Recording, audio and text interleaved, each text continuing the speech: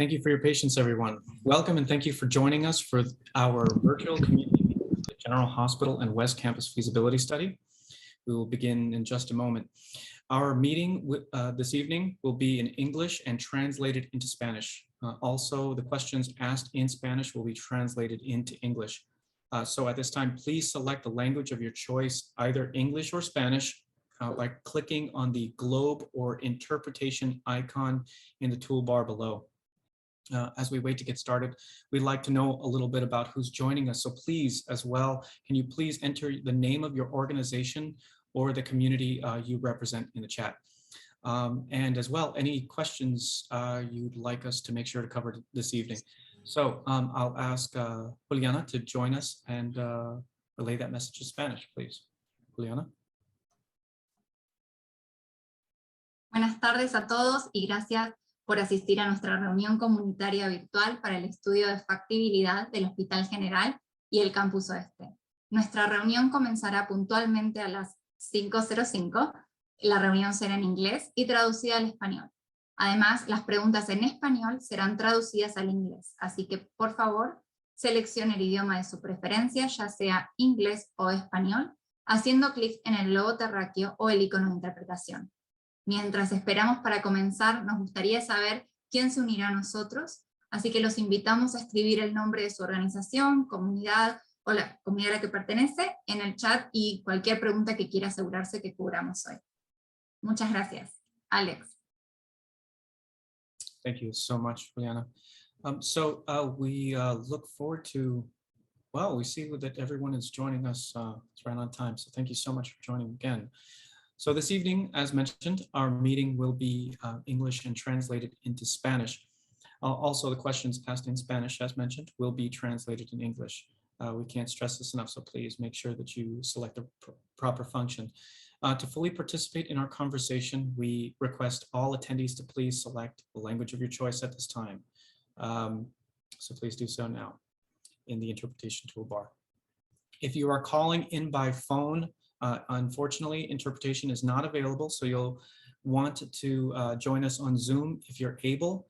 However, we do have community members joining us in person tonight from LAC USC Medical Center Foundation to provide the viewership there. So thank you so much for providing that, everyone over there. Tonight's meeting will be recorded and posted to the project website in English and Spanish for later viewing, so we can look forward to that.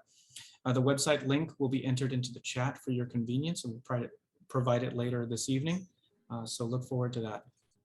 Juliana, can you join us again, please? Gracias, Alex. Una vez más, repetimos que nuestra reunión será en inglés y traducida al español. Además, las preguntas en español serán traducidas al inglés. Para participar plenamente en nuestra conversación, le pedimos a todos los participantes que, por favor, seleccione su idioma de preferencia, ya sea en inglés o el español, haciendo clic en el globo terráqueo o en el icono de interpretación. Esto es muy importante, así todos podemos entender la reunión. Si llama por teléfono, la interpretación no está disponible, por lo que querrá iniciar sesión en Zoom si puede. Sin embargo, tenemos miembros de la comunidad que se unirán a nosotros en persona esta noche desde el Centro Médico LAC USC. La reunión de esta noche se grabará y se publicará en el sitio web del proyecto en inglés y en español para que puedan verla luego.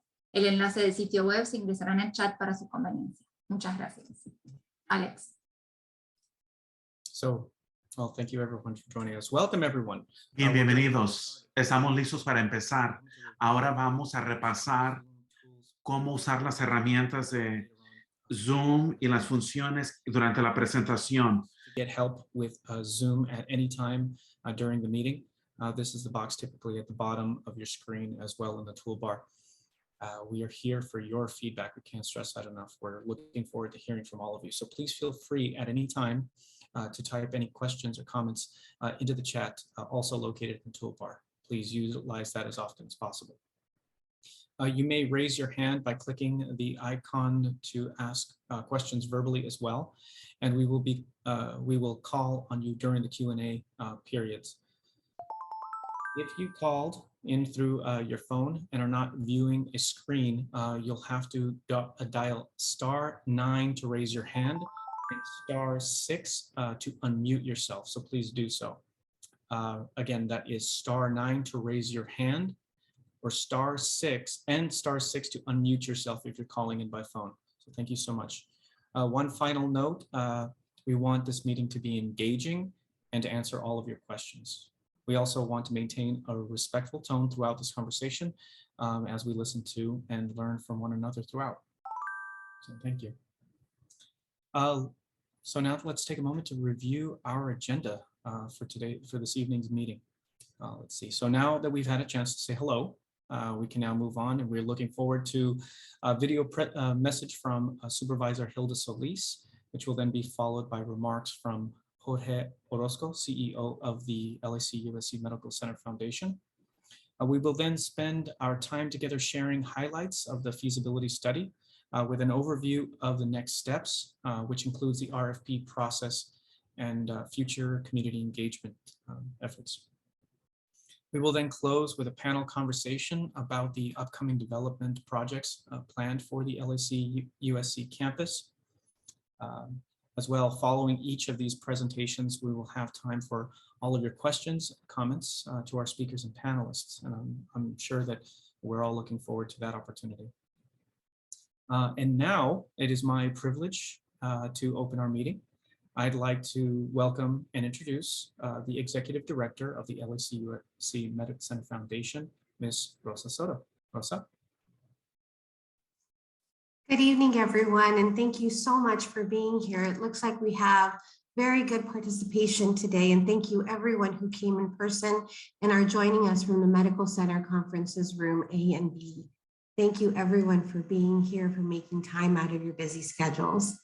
It is my honor to introduce an incredible leader of this effort, an incredible leader of the First District and of the Board of Supervisors, Supervisor Hilda Solis. She'll be sharing some words via video. Unfortunately, she's unable to be here with us in person, but she did prepare remarks. Please show the video. Good afternoon, buenas tardes. I'm so happy we're finally here. After 3 years of robust community engagement and technical analysis, the final LAC USC Medical Center General Hospital and West Campus feasibility study has been presented to the Board of Supervisors and made available to the public. I want to personally thank all of you for joining us this afternoon to hear about the feasibility study final report and the next steps for the project. The study report is a testament to the dedication of our community leaders and study team who work so hard to ensure we have a thorough understanding of the potential opportunities and the existing challenges the site presents.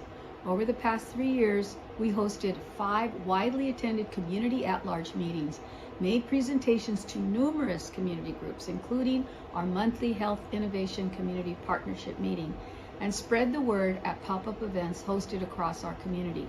We heard from hundreds of community members who shared their struggles, their needs, and hopes of how a healthy village can be a regional solution for addressing homelessness, affordable housing, health and wellness, job creation, and COVID recovery.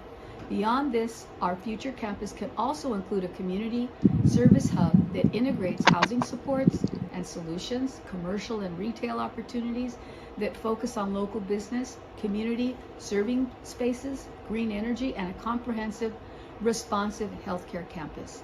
This new campus community will integrate with local neighborhoods and put our residents first through opportunities for safe, affordable housing, good paying jobs, and needed services and resources that include civic arts and open space. The comments and feedback received through the community engagement efforts will live on in the study report, which will become the foundation for the next phases of this project. And we are committed to ensuring that robust community engagement continues as an essential element of the project as we move into the RFP and the future phases. And as we move forward with reimagining this iconic facility and the West Campus in the heart of our community, I want to express my deep appreciation to Governor Gavin Newsom, Senator Maria Elena Durazo, and Assemblymember Wendy Carrillo for working with me to identify funding opportunities and resources at the local and state levels to make this a reality. This is a huge undertaking that would not be possible without committed leadership to invest in this campus and our community. Thank you again for your interest in the study and this extraordinary opportunity for community investment that will also benefit us. This project is a unique opportunity to reimagine this important part of our history and is a cornerstone for our future. I know we all look forward to the day when we will see activity and community return to every floor of our beloved General Hospital. Thank you.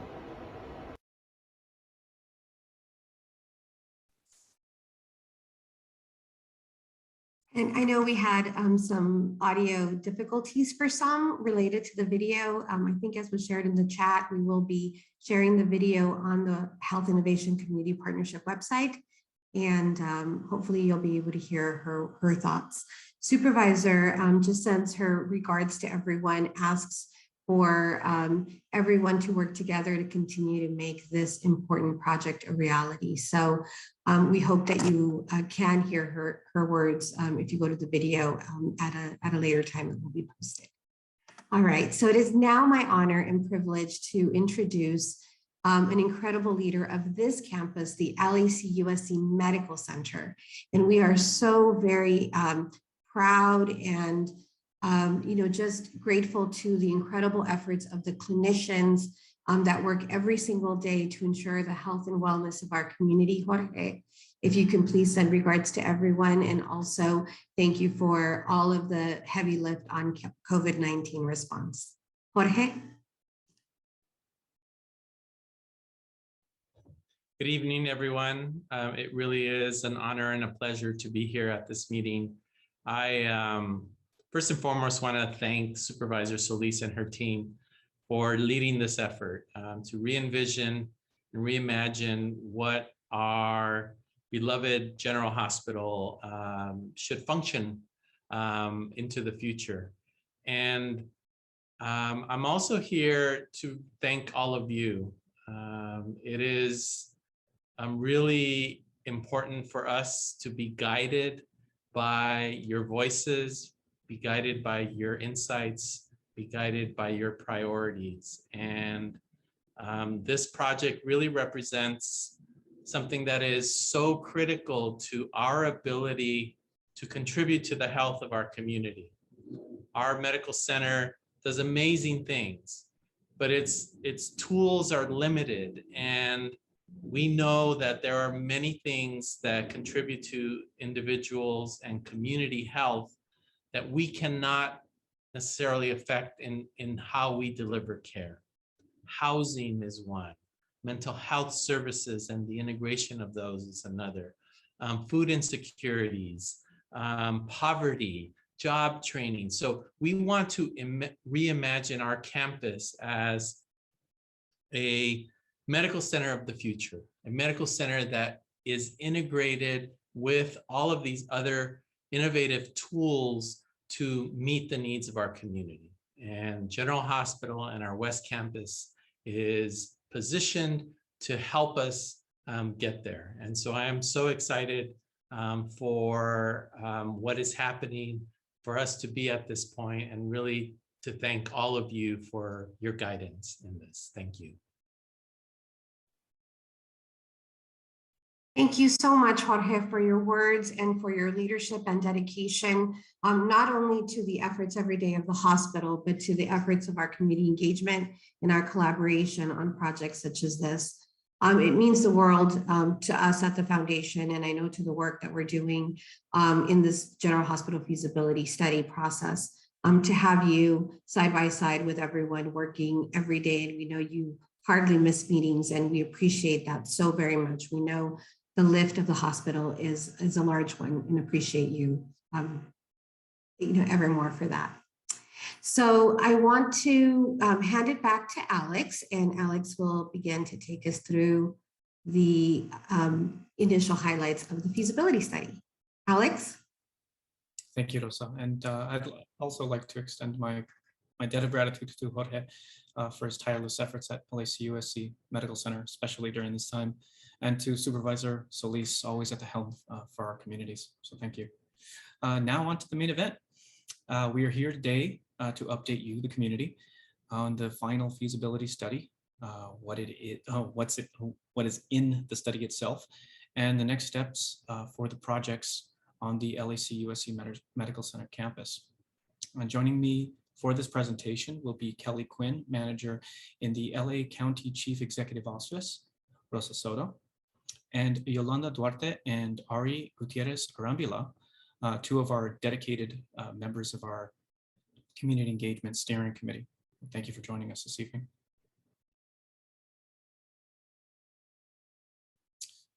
So the guiding vision of the study was provided, envisioned rather, by Supervisor Solis, which included the restoration of an iconic county asset, which is bringing the historic General Hospital back to life, the address of the county's tremendous need for housing solutions, to promote a healthy, resilient, and economically prosperous community.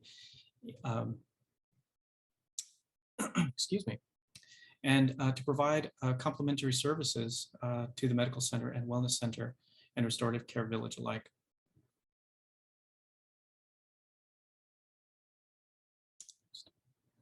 We will be presenting highlights of the report, but you can access the entire study documents on our website at hicpla.org.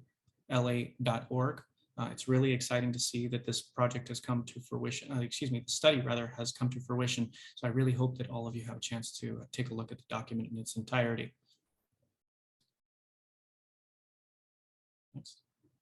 So now let's take a look at what the final study report includes.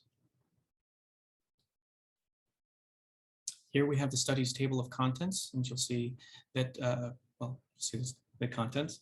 And section 1 includes the introduction of the study and its key findings. Section 2, you'll find the Board of Supervisors motion and Supervisor Hilda Solis's Healthy Village Vision. In the study process, which included the community engagement and developing community requirements and the study's technical processes. The community engagement findings, existing conditions and improvements analysis of the site and building itself, our market analysis, our affordable housing analysis, the reuse framework, and the potential funding sources for the future projects itself. In addition, there are also several appendices that have more information, including the raw data and materials that were used to develop the study itself, in case anyone is interested in a deeper dive into the study's details. The first section of the study is the key findings. This summarizes what was learned throughout the process and what is included in the study itself.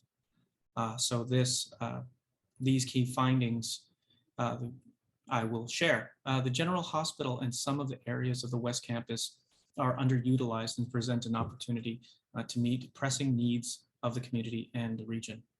The General Hospital, designed in the late 1920s, is in disrepair and needs significant improvements to be of service to the community.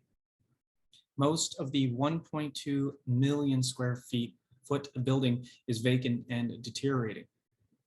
The West Campus has approximately 12 acres available for development. The proposed reuse framework identifies community priorities, uses, county requirements, and technical consideration. Implementing the reuse framework will require private sector and community partnerships and a range of funding sources, as you can imagine. Next, please. So here is a visual map of the study area itself.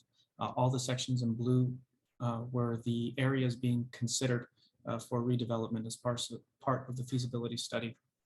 Just to help orientate everyone, right of the State Street, you'll see the General Hospital itself, the historic structure.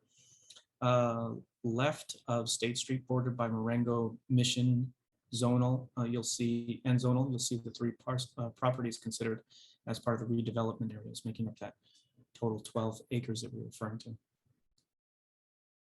The studies, next slide, please.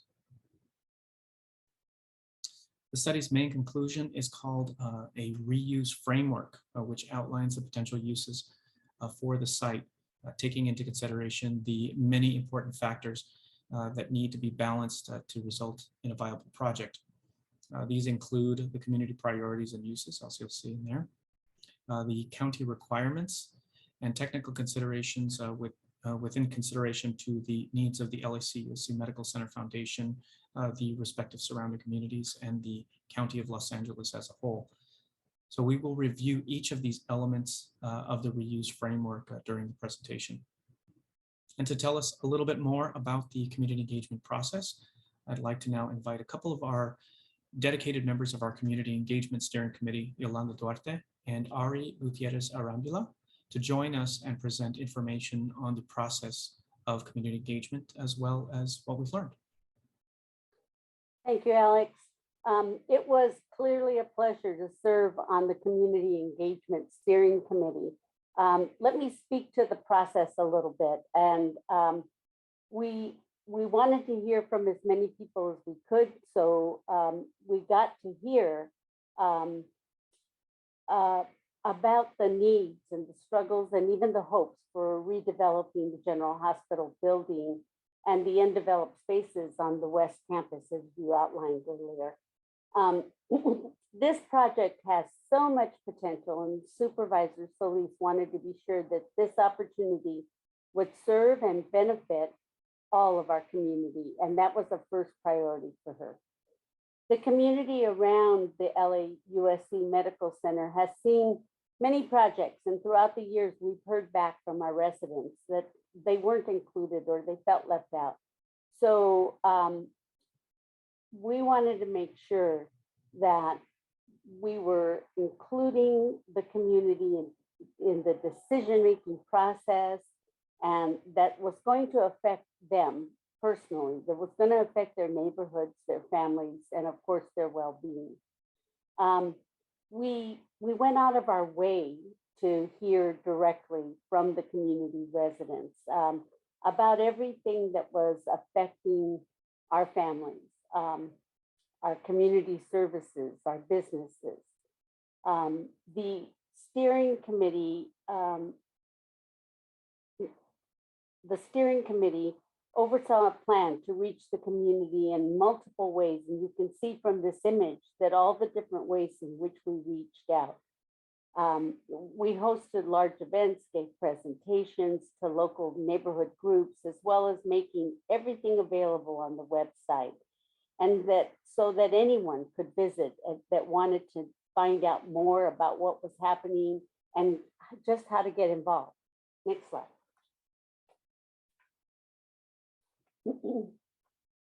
One important way we heard back from our community was through our community meetings, like the one you're attending right this minute.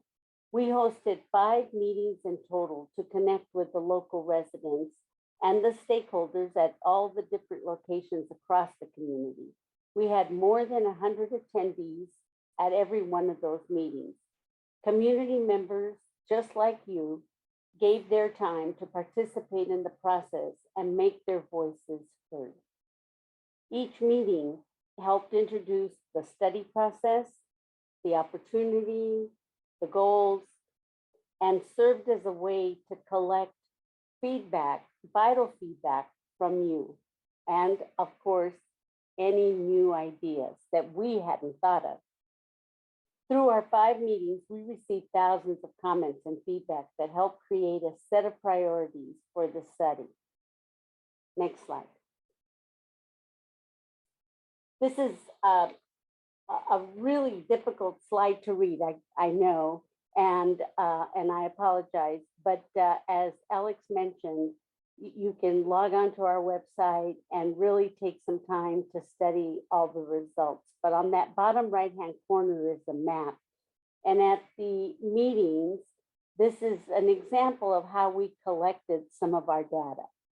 So we used this vision mapping exercise where all the attendees were given a map and some stickers to illustrate what types of uses and features they most wanted to see on the study site.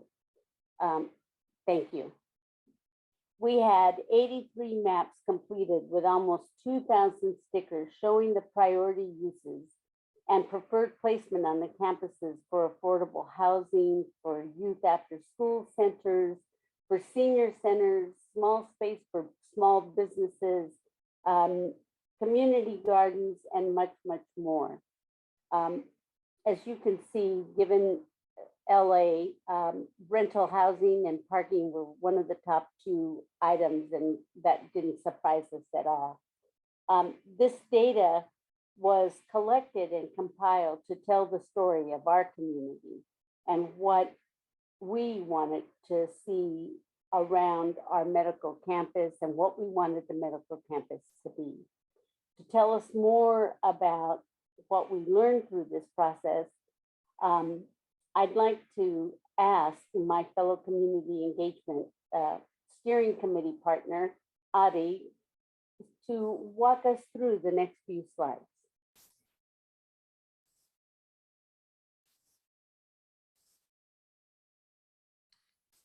Hello, everybody. Thank you for being here again. Really appreciate it. And thank you, Yolanda, for that review of the efforts that we went through, that this project went through to gather information from the community. If you're like me, somebody asks you, okay, what do you think we should do? We're like, I don't know. So being able to bring people together and then be creative about what can happen or what our needs, our community needs are, and also to kind of break the mold and say, what could we do if we really wished? But part of that is that we need to find out what our community needs are. And the first part of that is what we learned. And unfortunately, COVID kind of came in between all of the meetings. And a lot of what we learned through COVID in terms of who was affected and how our community was affected were things that were already present and that our community knew about and that we talked about at many of the meetings. And so now the whole COVID experience has magnified those needs. And it's definitely hard from our government, our county to hide from those. And so things such as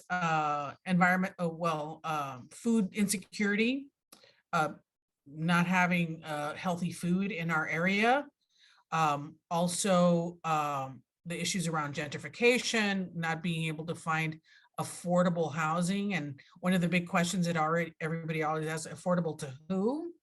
And so we don't want to say, well, yeah, you have to make X amount of dollars in order to be able to live here. So there needs to be some fairness around that. That's part of what we brought to the focus. Also, we want our community members to have good jobs, good high-paying jobs. And redoing a project like this not only is an issue that is of importance to us, but also brings to us an opportunity to promote local hiring and to be able to bring fair wages to members of our community so that we can afford to live here. Other issues, mental health services, homeless services. I know at Lincoln Park, I drive by there every day and I see that people are either camping out or they have their RVs there. We need to be able to address that in a humane and dignified manner for everyone. So these are the type of stressors that our community expressed during the meetings that were held. If we go to the next slide, what we want to talk about is what are the priorities that were established. So we had all these meetings, all these people came together, and then we had more meetings, and then we had more people, and then we had a lot more conversation among us. And so I think that's where the priorities from the community have come about. And the key issues around making sure that our families can have an opportunity to be healthy and to thrive, we shouldn't even have to ask for that, but we do. Being able to make sure that there's social justice in our community, and social justice in many ways, including environmental, transportation, making sure that that our kids can get to school safely, making sure that families can get the groceries for their families so that they can eat healthy. And of course, to be able to live near their work, it's such a basic thing that we want to ask for. But these are the type of priorities that have been lifted up by the community, and importantly heard by the county and the people who are working on this project. And so going forward to the next slide, we want to talk about what are the solutions, what can this opportunity, I mean, it's really once in a lifetime opportunity for our community from a historic standpoint to have this building available to us that is so huge. I forget the number of football fields, but it's a lot of them. 19 floors of space, and right now only really like the first floor is being used. And just as a reminder that the reason it's not being used as a hospital anymore was because of the Northridge earthquake, and the rules around that caused for the building not to qualify for a hospital, but it qualifies for use in other ways. And so now we want to be able to say that that we want to be able to use this space for the community. This is a government building. It's a public building. We want our community to benefit from the reuse programming that's going to go into the space. It should address our health issues. It should create art and culture. It should promote it. It should, be able to bring us up to speed in terms of technology, engineering, biotech, that's the hot development going forward. And so we want to be able to say, we want all those things here, and we, the community, want to be a part of that. But you need to help us. And so we need a place to live. We need to make sure our youngest are taken care of and our oldest are taken care of, and that we have healthy food. Actually, a grocery store would be nice. Certainly, there's other factors that need to go into it, but we want to make sure that that our insistence from a community standpoint is that now that we've had the community be part of this engagement process, we want to we're making sure that this study has documented it, all the things that we've talked about and suggested. So the suggestions are from the community and for the community, and that they will be part of whatever development happens going forward. And I know it was hard to hear her, but the fact that Supervisor Solis has made that statement is very important. And so we want to make sure that whatever the government process is to move this forward, whatever we have to do to be able to get some funding for this from the federal, state, to be able to make this a reality, now is a time to do it. And it's such an amazing opportunity. This has established a wonderful framework for community engagement. We want to make sure we pushed and made sure that we didn't just have to do some little survey and random person on the street.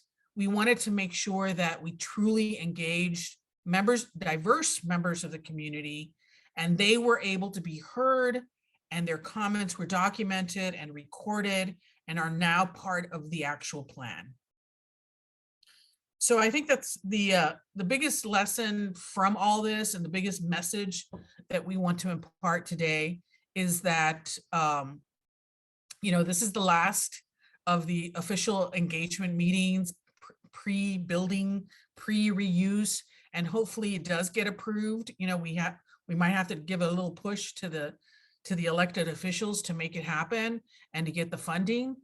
But if we can have this plan, this framework become a reality, it would be an amazing thing for our community around the medical center, for Los Angeles itself, and in particular for the Latino community and the other ethnic communities that live nearby, including Chinatown.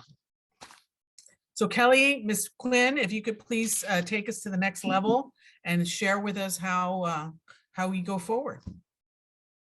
Great. Thank you so much, Ari. And thank you, Yolanda, as well, for that great description of our process with you and everything we learned from the community. It's been a great collaboration and a great process. Thank you also for your leadership and important contributions to the Community Engagement Steering Committee for this study. I'm going to miss working with all of you. I also want to thank all of you who joined this evening, the community, for sharing your thoughts and ideas, concerns, hopes for how General Hospital and West Campus could be reused to improve your community.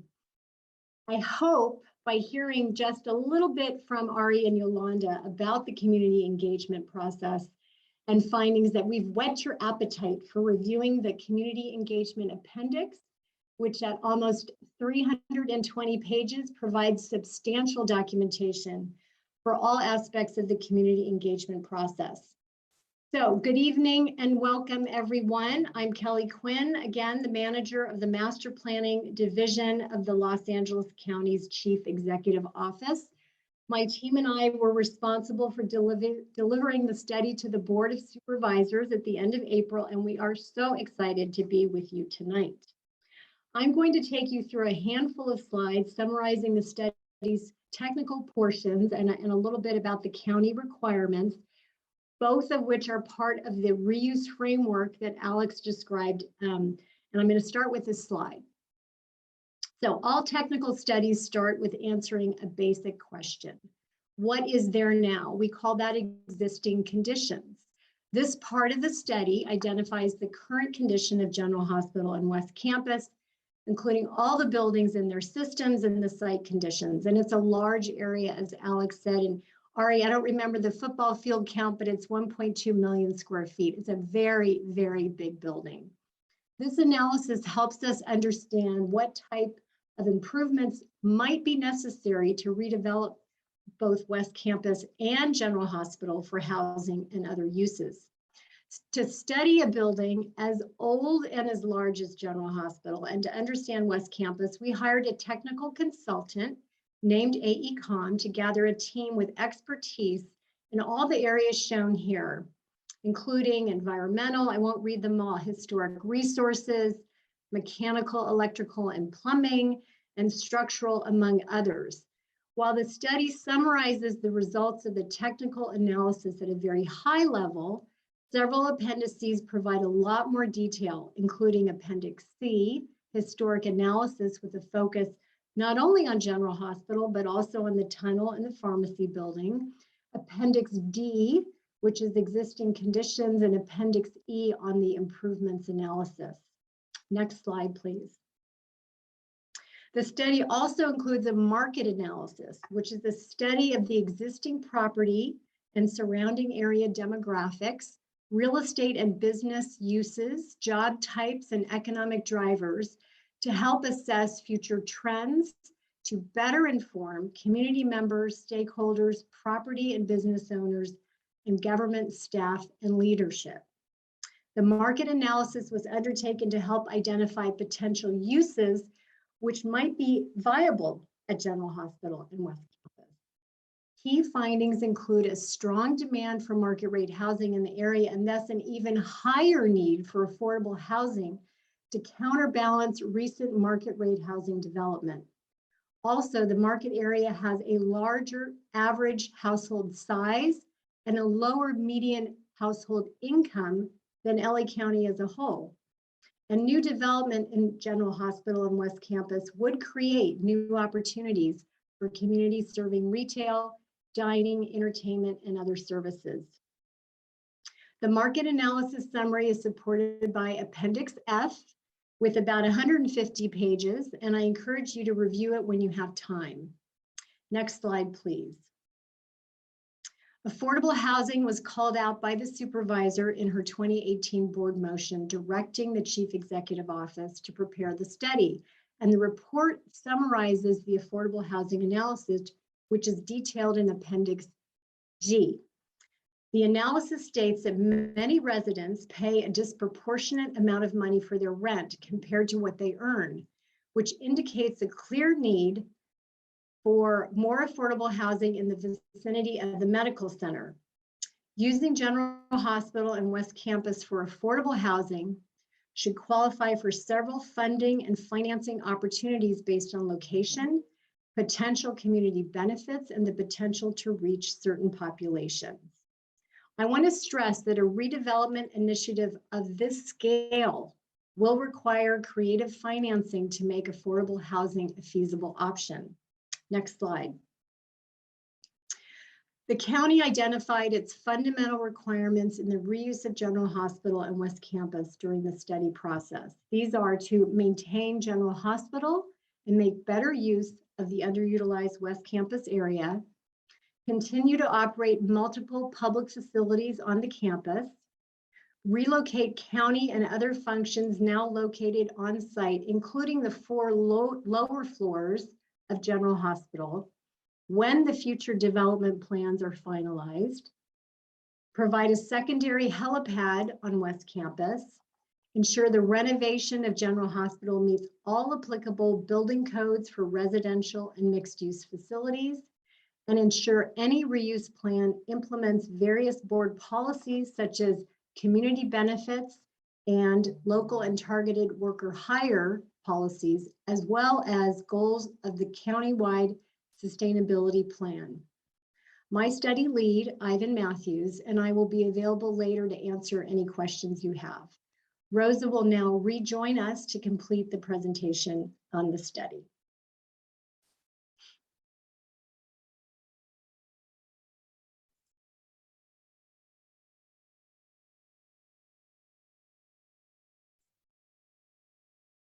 I think we had a little confusion with audio. Thank you so much, Kelly. And it is now my privilege to summarize how the community has influenced the study. I want to thank all of the speakers who have been able to take different sections of this feasibility study and give us the detail that is needed to spark interest, we hope, and ask you to come and look for the study on the website and be able to review it so that we can continue to have rich discussions regarding the opportunity of the General Hospital building and West Campus. So how has the study influenced, how has the community influenced the study? And so in the following slides, we have the different potential uses and services that the reuse framework has included and how the community engagement process has informed that.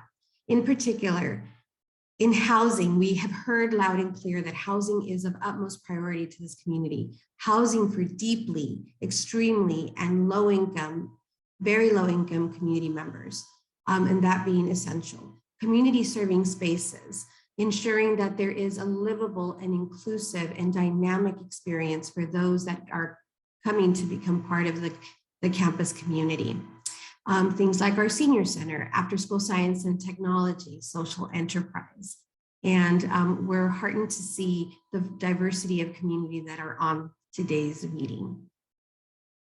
Next slide. Neighborhood serving retail, including very high on the priority list, neighborhood offerings of culturally responsive products, local vendors, and healthy food.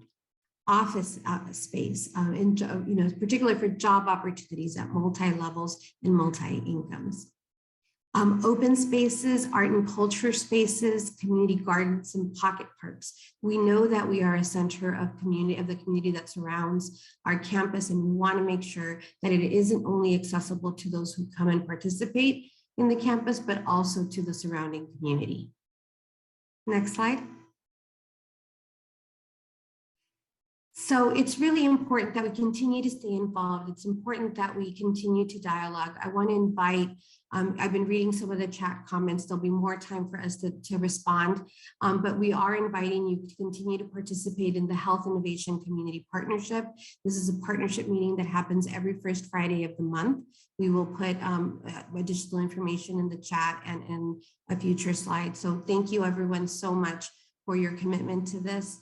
And as we continue to move into future phases, we remind everyone that renovating General Hospital and redeveloping this West Campus would be a transformative experience for this community and would allow the county to both maintain the iconic landmark, but also make productive use of this underutilized county asset.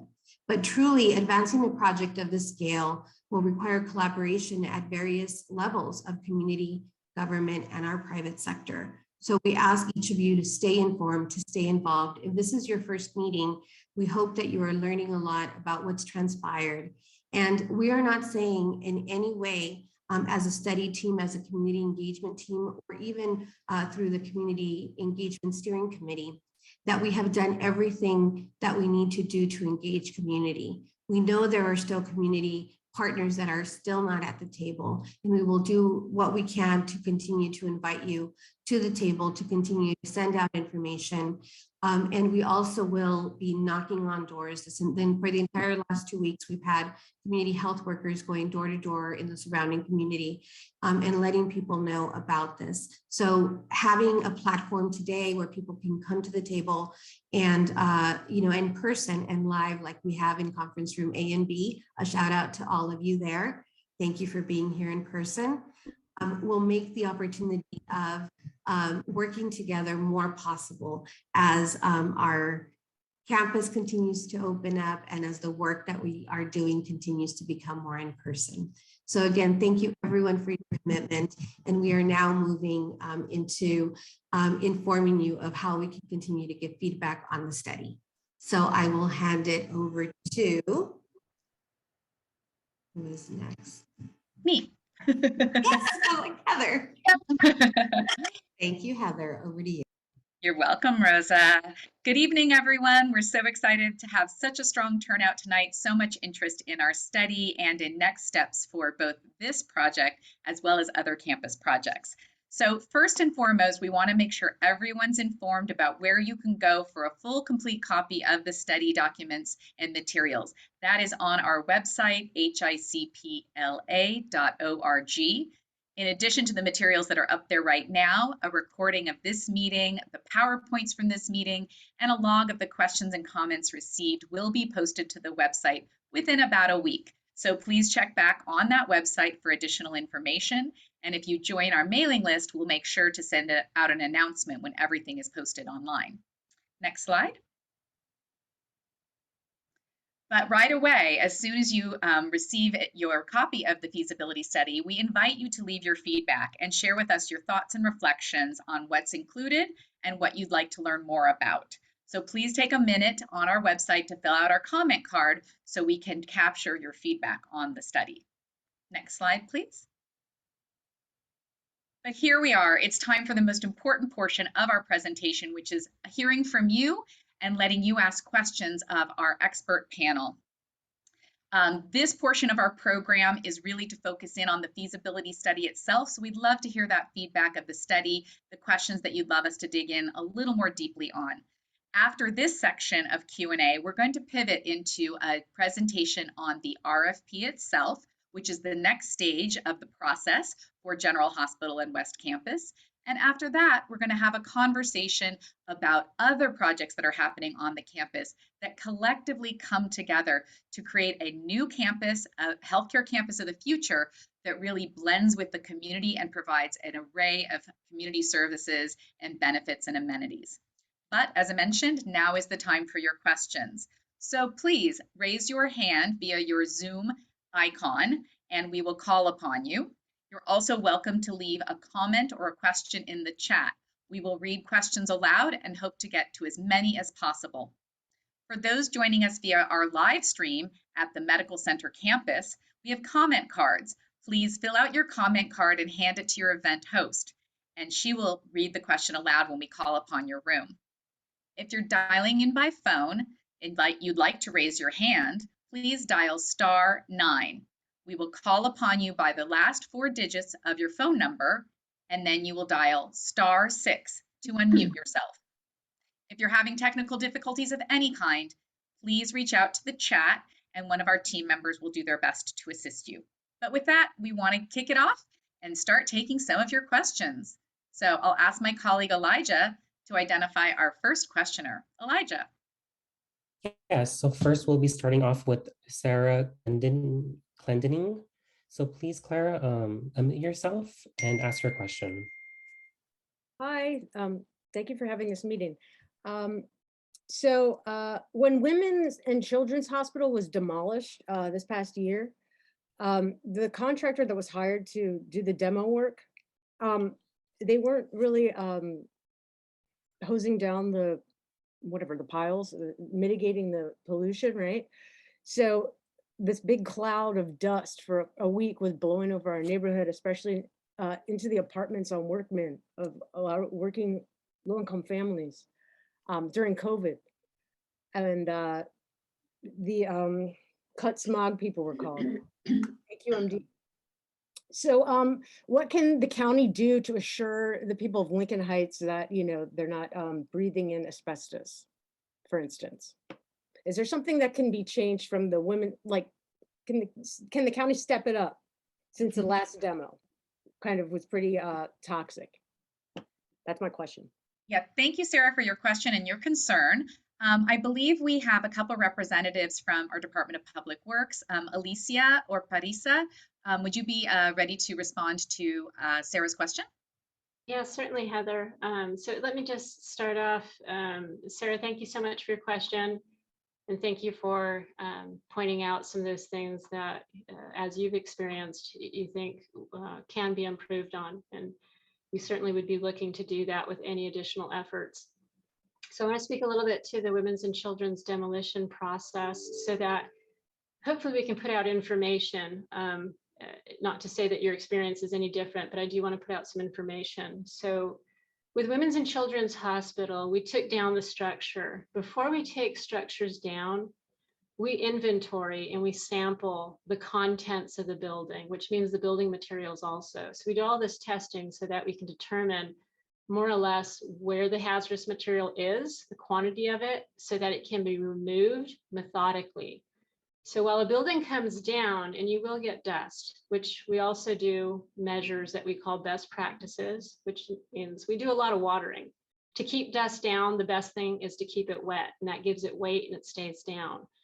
But the dust that is created there is coming from materials that should not be hazardous materials. When we identify hazardous materials inside or within the building itself, we have to methodically take that out. We go in there first with an abatement crew. They're protected. They remove that content. There is the state regulatory agency that we have to answer to.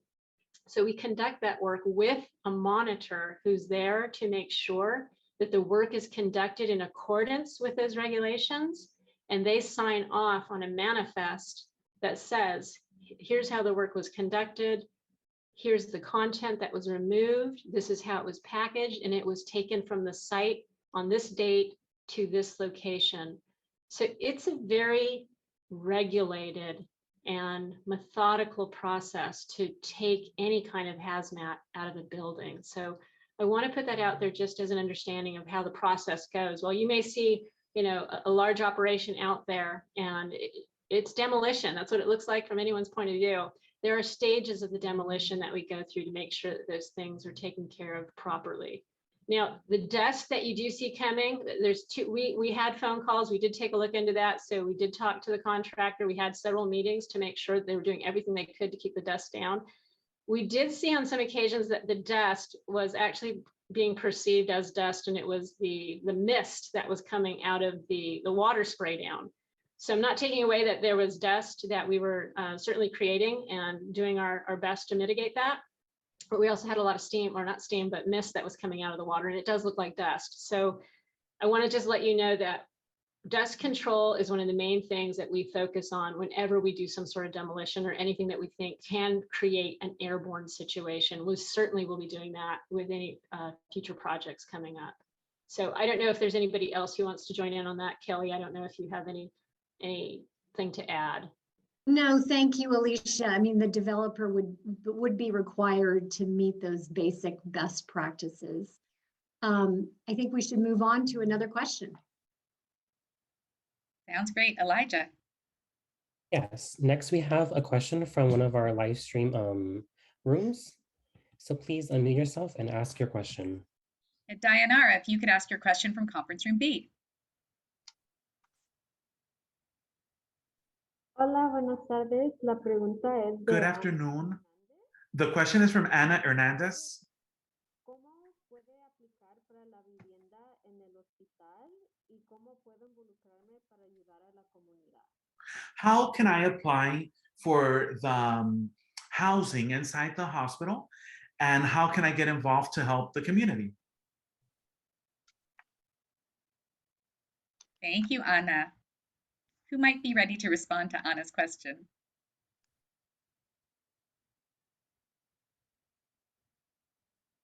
I think it's a Doug question, the first part about how to apply for housing. The second part, I think, is you, Heather.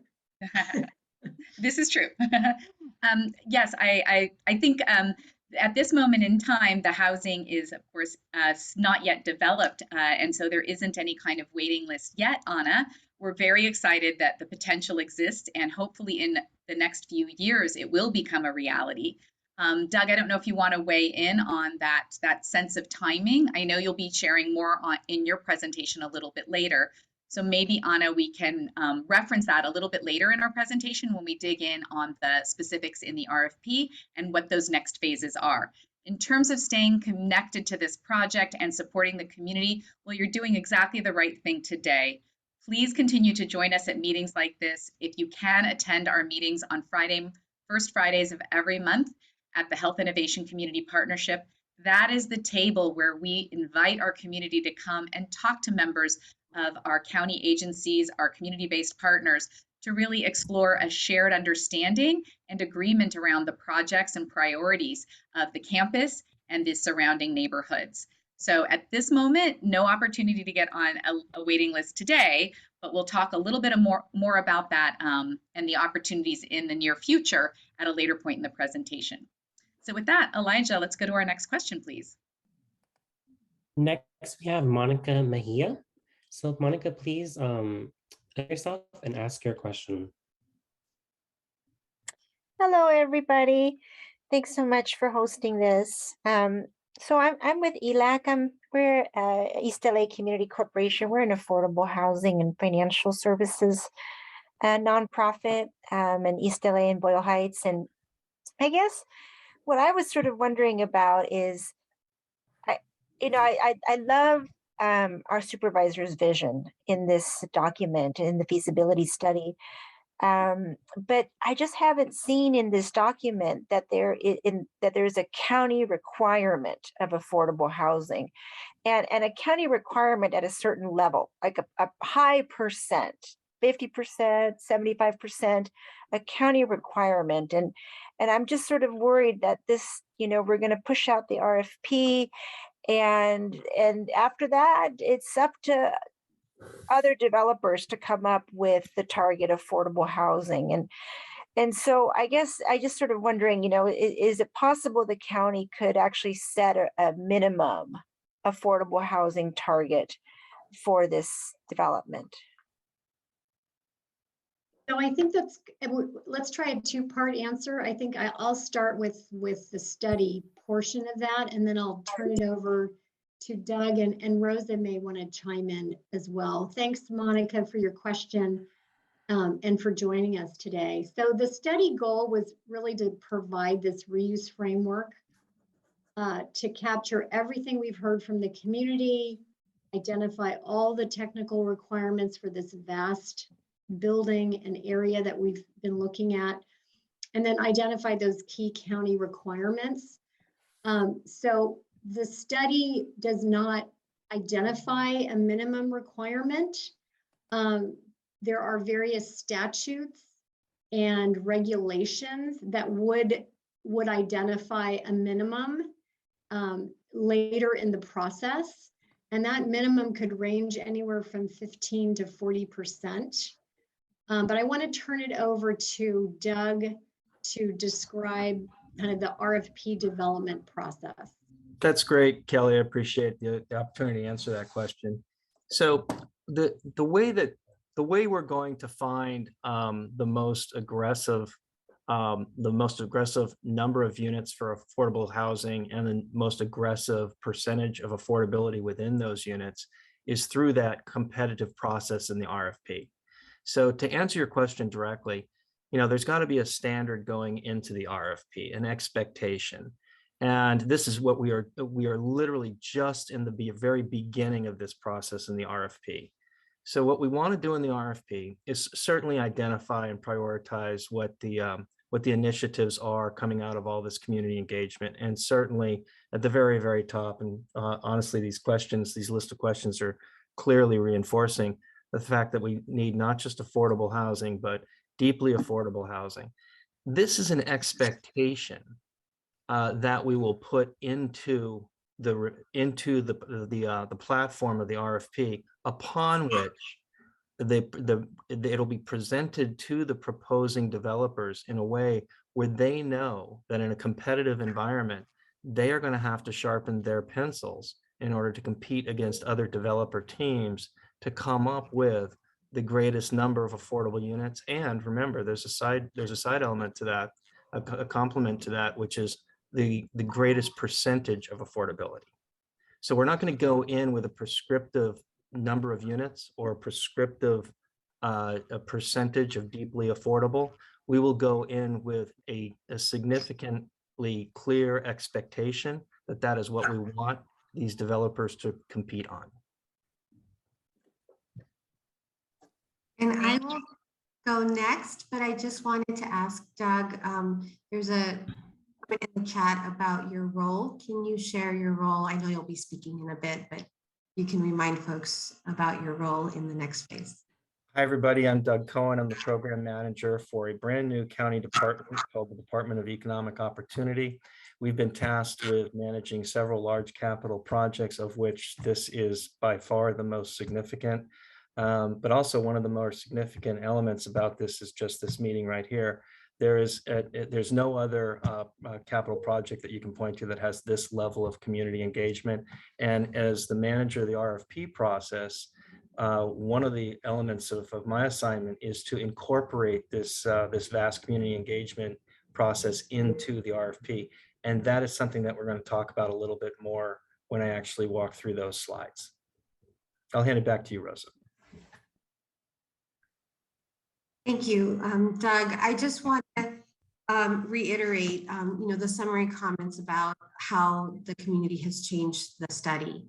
It is loud and clear that affordable housing is the highest priority, not only for this community, but for our supervisor and for many of us who are working side by side with each of you in this work.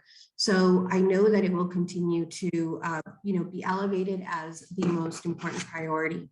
And I want to invite everyone to continue to participate in the Health Innovation Community Partnership happening every month, and to find ways, as we're hearing from Doug, as we're hearing from processes. I've been reminding folks, it's almost like right now we're already flying a plane because we want to transform the space. I'm hopeful that there's so much good documentation in the study that points to the priorities of our community, because that will be a tool that will be used by developers and by others. But we're also still building process, right? And that is what Doug is describing. And so for us that are at the table, working with county, working with community, right? I think the best role that we can have is to continue to have your voice heard, continue to be part of that process. And if there are opportunities to engage, offering yourself up to participate in those opportunities. Yes, thank you so much, Kelly, Doug, and Rosa. I think it might be appropriate for us to actually continue on with the presentation. So Doug, we can dig right into the presentation slides you wanted to offer. I have a feeling that a lot of our questions really pertain to the RFP as much as the study. So maybe we can just move ahead. Anna, if you'd be willing to advance us. One more, and now this Doug's introductory slide, he just introduced himself, Doug Cohen, with the newly formed LA County Department of Economic Opportunity. He's going to give us a couple little quick highlights on the RFP process and what's coming next there. And then we will be having additional time for Q&A in just a couple minutes. So Doug, take it away. Thank you, Heather.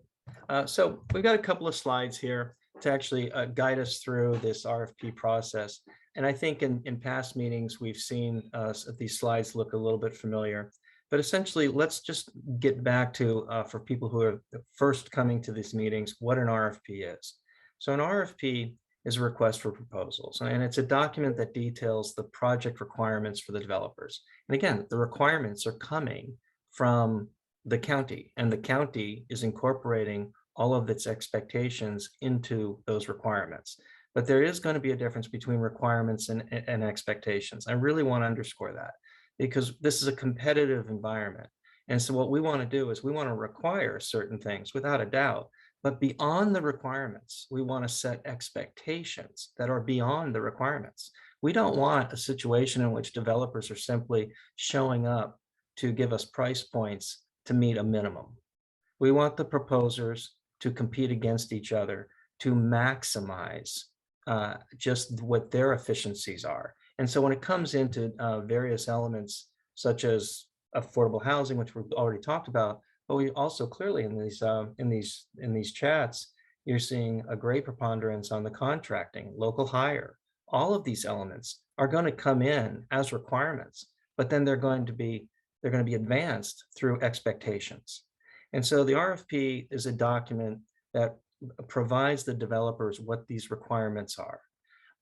It describes the project size, the expectations, which I just detailed, and specifically the expectations where they're coming from. They're coming from the county, coming from the community, which is within the county, but the footprint of the development site. And then the stakeholders, who are the people within the community and the county, that the developer is going to know that they have to be addressing their, again, expectations beyond the requirements. This includes minimum requiring programming for affordable housing, absolutely. Minimum requirements for retail. Beyond that, though, there's an element where there's an overall strategy. We don't want to get in a position where we just hire a developer because they've given us an earnest expectation that they are the best of the best in the competition.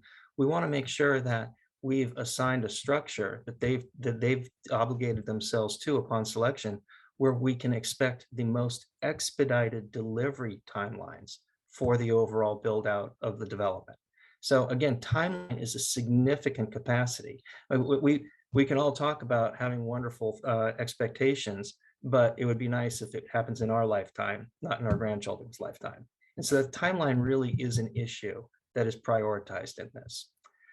If you could just go back to that previous slide for a second, I just want to finish on a couple of things.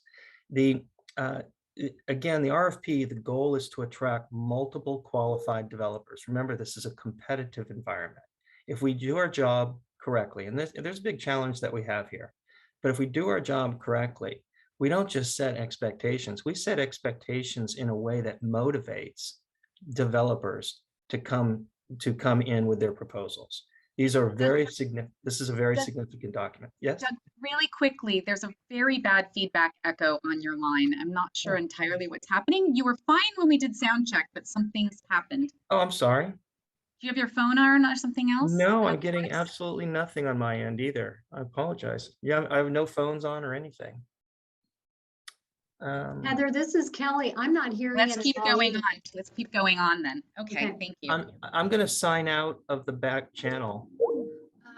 Doug, I think it's something with Heather computer.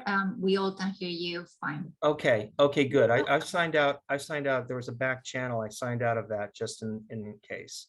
So just to wrap up, I guess it was my problem, not yours. I'm so sorry. Thank you everyone for chiming in on the chat, but it's Heather's problem, not Doug's, and Doug will continue to keep going. Thanks so I much, think Doug. there's a luncheon here somewhere from you. Sounds Okay, good. so Keep just going, to Doug. wrap this up, I don't want to take up too much time, but just to wrap this up, again, we want multiple developers to show up. So part of the challenge here is building in these requirements, making sure that we have a platform where the requirements have expectations that are quite frankly beyond that. But we want multiple developers to show up. And that's really part of this process. You can't be competitive if you only have one developer show up. And so this is part of our challenge here that we're just now putting the process together. And this leads into things where if the more competitive the process is upon the selection of the developer, the more creative the solutions are that we are going to be learning from the developer community. And if you go ahead and if you could advance to the next slide, that'd be great. So here's a timeline for what my involvement is. So right now, my unit has been tasked with, there's a baton that's been passed. We've got this feasibility study that has now been completed, and it's a vast aggregation of data, and it's very, very well organized. That is going to be an exhibit that's incorporated into an RFP, but the RFP itself is really the scope of work. And the scope of work is all of those requirements and expectations that I just spoke about, but it's also, there's a strategic element to the scope of work. How do we motivate the developers to show up in strength and in numbers to compete against each other? It takes a while to do that. And so what we're looking at was we just initiated our conversations just last week on the RFP process. We expect in the early fall of this year to release the RFP. Now, this is 25.5 acres in downtown Los Angeles. This is a global opportunity for development. So within that, this is a complex document that these developers will be in fact proposing. And then in the creation of those and the drafting of that document is going to take a while. So if we're able to post the RFP in September of this year, we would want to give the developers at least through the final months of this calendar year the time to prepare and submit their proposals. This middle area blue says winter of 2023. Winter, remember, if you're a skier, if you're a snowbird, it's January, okay, of 2023. So that puts us into about a 90-day period through February, March, and April of a selection, of an evaluation, a selection, a non-selection process that then we go through various internal workings to get back to the board of supervisors to say, please give us the authority to select this developer and go forward with engage the negotiation of various agreements to move forward with entitlement and the eventual build out of the project. We expect that initial part, the whole RFP, the selection, the authority to engage in the entitlement the agreements associated with entitlement to be a year. So essentially a year from today, we hope to be in the entitlement process with a selected developer. And we can go ahead and advance to the next slide. And this is really a key. So we've talked about the community engagement and the question that came up earlier, how can you set a percentage? Can you set some sort of standard or parameter for an expectation of affordable, or can you do the same for anything, any economic trend that you want to pick, a local hiring, anything? Can you do that? Well, part of what we want to do is continue the trust that's been built with this community engagement process over the last 3 years. And one of the ways we're going to do that is to incorporate a participation from the community engagement, into the RFP process.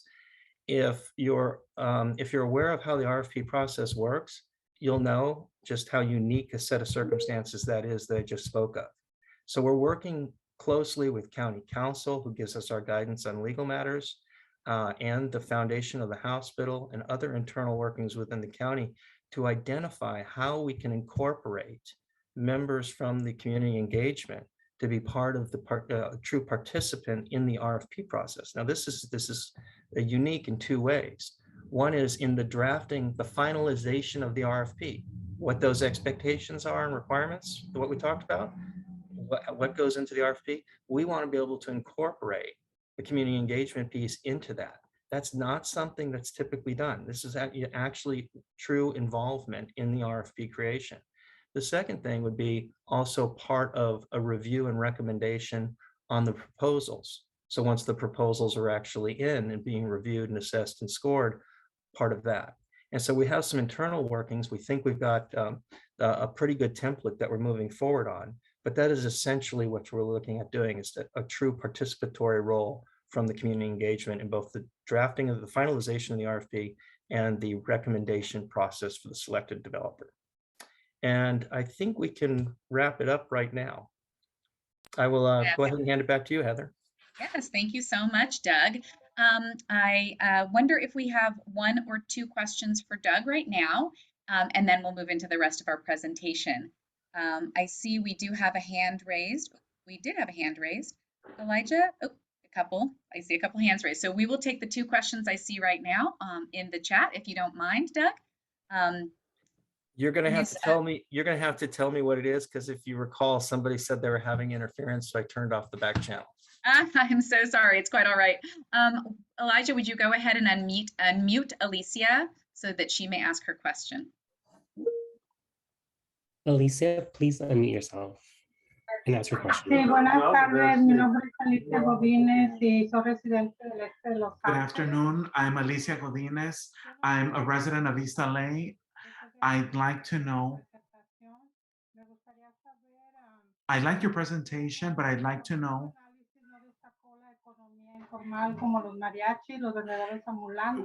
why you didn't show the informal economy like the mariachi and the other people that sell.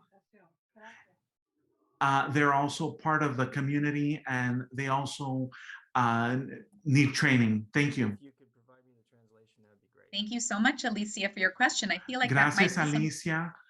more for Kelly or Ivan. I think that relates to the study and the inclusion of the informal economy in the study.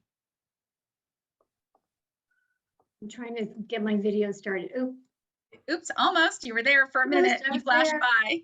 Here we go. Oh gosh, too many clicks. I'll just start talking. Thank you so much for your question. That's a very, very astute observation. I think how we think about this, and we did a lot of the market study pre-pandemic, and in the interest of expediting the study process, we decided not to go back and refresh all aspects of the market analysis. We refreshed some of it.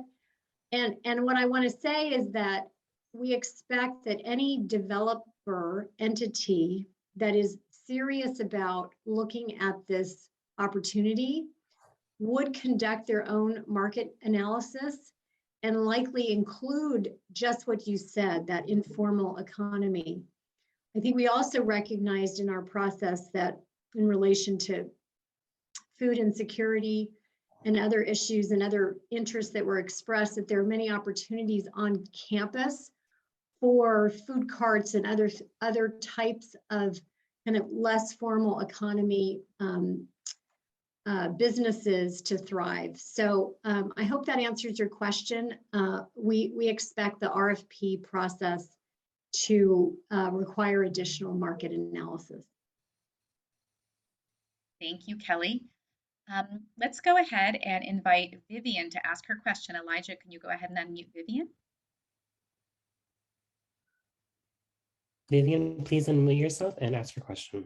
Yes, good evening, everyone. Can you actually hear me? You're loud and clear, Vivian. Oh, excellent. Yes, I'd like to see the market study on the following with regards to has any research been done on how many elders are unhoused in our community, living in unhealthy conditions in our community and surrounding communities? What are the numbers of the elders needing living assistance in our community and the surrounding communities? How many elders are moving on to the next stages of dementia and Alzheimer's and are basically looking for some place to live? And what are these statistics on having conversations with our Asian, African American, Armenian, Jewish community, who, by the way, are still not here attending and don't have any knowledge of what is actually taking place. And I have expressed this situation to them as they will be utilizing the services here. And also, I don't understand how the needy, the real true needy of those that are living without a home, that have Alzheimer's, living in horrible conditions, are not at the highest priority. And low income housing actually is, as we have seen that even those that are seeking housing have a place to live. And the highest priority are those that cannot make decisions for themselves and that are actually surrounding the area in our entire communities without having a home. So I want to express that because that is something that is continuing coming up in many conversations that I have with other groups in our communities that actually are not here. We also had conversations where we feel that sometimes the participants that have continued to be here are a little unbalanced and do not include many that do not have a voice that, again, a part of that research of statistics, reaching out to Asian Americans, African Americans, Armenian, and Jewish who continue to live here and thrive here and spend their earnings here.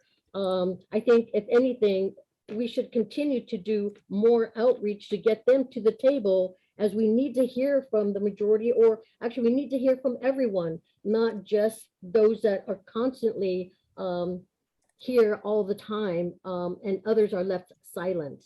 Thank you. Thank you so much, Vivian, for your comments, and we appreciate what a passionate advocate you are for the breadth and diversity of the Boyle Heights, Lincoln Heights, El Sereno, our local communities.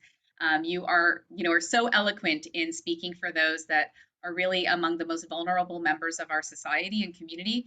And I think as a member of the Community Engagement Project team, we really do want to emphasize that we seek inclusivity, we seek outreach to all the communities and all the stakeholders that are interested in this and the other projects that are happening on the campus. And I know Rosa would join me in saying that we will do our utmost to do better and to make sure that those inclusive outreach is done to the community members that you've mentioned now, and really that we have broad-based representation and participation. I believe Guadalupe Duran Medina from Supervisor Solis's office may also have a comment to share with us. Guadalupe, are you ready to speak at this time?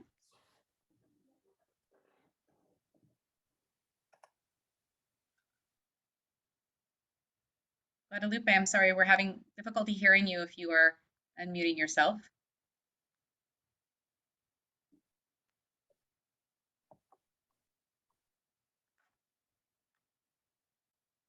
I am sorry, I guess we'll have to pivot back to Guadalupe in a moment. With that, I'm going to take one more question before we move on in our presentation. Please understand there is more time for Q&A in this meeting here today. So we will get to hopefully everyone's questions. We will try our absolute best. But with that, I'll ask Henry Perez. Elijah, if you could please unmute Henry and allow him to ask his question. Henry, please unmute yourself and ask your question. Hi, good evening. Henry Perez with Inner City Struggle and also with Eastside Leads. Thank you for the meeting today. I agree with the point that the speaker Alicia mentioned about looking at workers and other very extremely low income residents in our community. I think we need to go beyond the area median income data.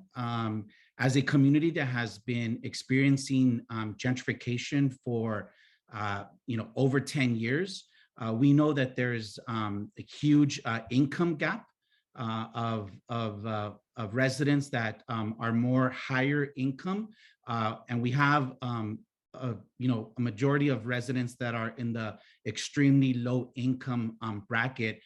We work with community. We've been working with the community for 30 years, and the hundreds of members that we work with, none of them are making the $42,000 area median income that is reflected in the report.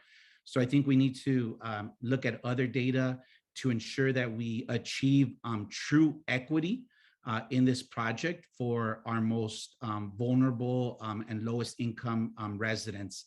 And also update the data, because we are just going through a 2.5 year pandemic. So I think the data should be updated to reflect the economic crisis that our community has felt due to the pandemic. And lastly, I just want to uplift the importance of community involvement, engagement from beginning to end in the RFP process, from designing the RFP so that our expectations are also reflected in the RFP as it is then shared with the developer community, and all the way into the end when the proposals are reviewed and developers are selected. Thank you. Thank you so much, Henry. There's a lot to unpack there, some elements of study, some elements of RFP. I'm not certain if either our project team or RFP team has a kind of a summary response to Henry's points. Doug, please. I can address the RFP part. And so, Henry, you actually touched on a couple of the comments that I was starting to introduce into this. There's two significant departures from the typical RFP process that we're already deeply involved in trying to sort out. And again, we are 1 week old in this whole RFP process, and we're probably going to have 4 months of that process in actually putting together the final product and posting it. But with respect to the community engagement piece, I spoke about the participatory role. I'll give you a little bit more detail. We're working with the foundation and county council, as I said, in other county internals to identify how we can go about creating a sub-panel through the foundation that would be populated by community engagement stakeholders. And that process would essentially allow a participatory role in the RFP process, and we're going to bring it in 2 different ways at 2 different times, and they're critical points in time. One is the RFP itself.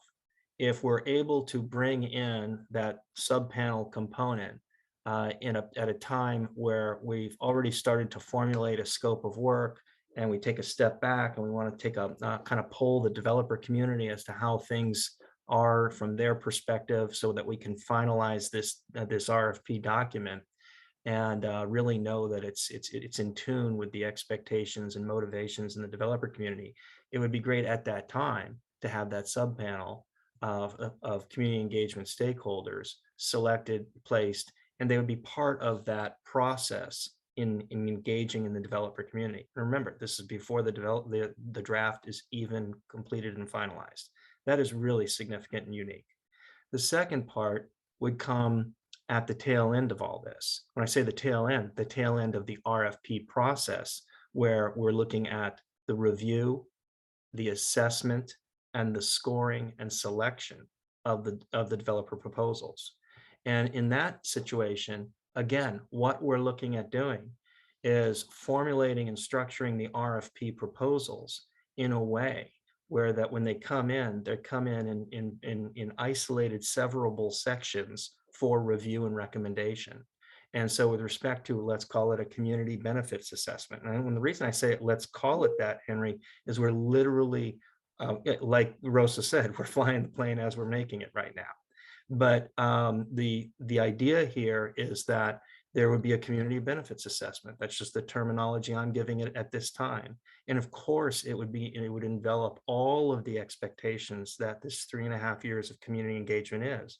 That sub-panel would actually be the subject matter experts, if you will, on the community benefits assessment. And they would be reviewing those proposals, that section of all the proposals, to make a recommendation to the actual evaluation committee. And so this is another way in which the evaluation and selection of the developer is going to be reliant upon a recommendation from the sub-panel that reviews this community benefits assessment piece. So those are 2 areas where we have the actual involvement of the community in the RFP process and selection of the developer. And I underscore, we're actually trying to structure the RFP proposal format itself so that it lends itself to these two areas. So I just wanted to give you a little bit of heads up. We are working on this. It's a front burner item. Thank you so much, Doug. Okay, we are going to move on in our agenda. Once again, there will be time for future questions. Please stay tuned. And I did want to make mention of the fact that we have our monthly HICP, that's the Health Innovation Community Partnership meeting, happens on the first Friday of the month. Well, the first one, or the next one, I should say, is tomorrow, actually, in June. And we'll be talking more about the RFP process there. We'll be talking about the opportunity for HICP members to be involved in the RFP process and the selection committee, the subcommittee that Doug was talking about that will give counsel and guidance on the community benefits portions of the proposals. So if you're interested in learning more about that, we invite you to join us tomorrow at our June Health Innovation Community Partnership meeting. But with that, I'm very excited to move on to this next portion of our program, Envisioning the Healthcare Campus of the Future.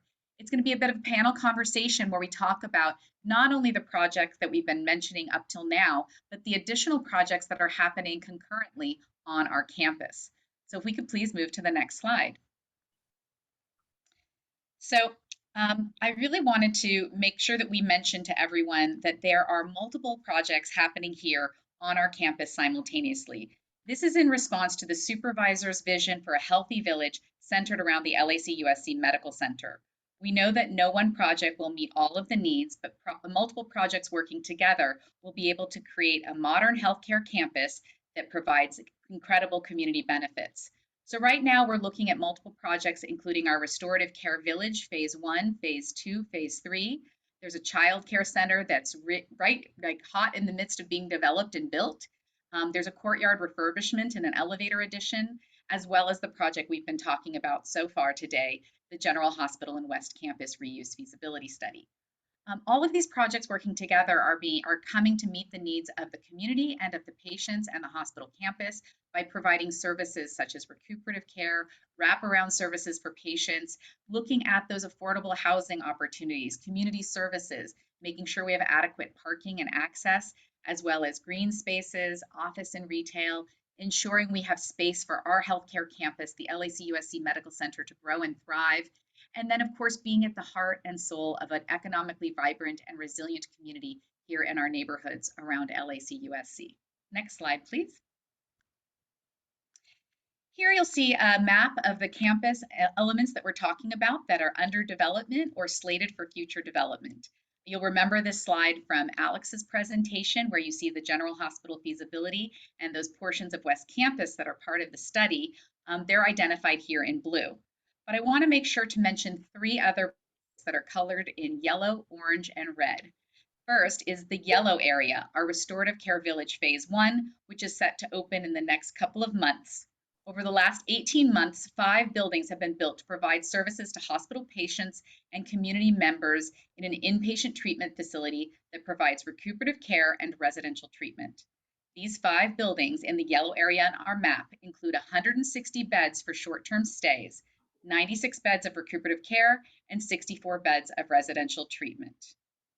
The red triangle in the corner across the street from the former Women and Children's Hospital site at Mission and Zonal is the site for a future permanent supportive housing project, which will have 300 beds of permanent supportive housing. This is Restorative Care Village Phase 3. This project is also approved and underway. Finally, the orange section at the corner of Mission and Zonal is reserved for our Restorative Care Village Phase 4. The site of the former Women and Children's Hospital is slated for future development as a campus wellness hub that will provide wellness services, mental health urgent care, and psychiatric inpatient services.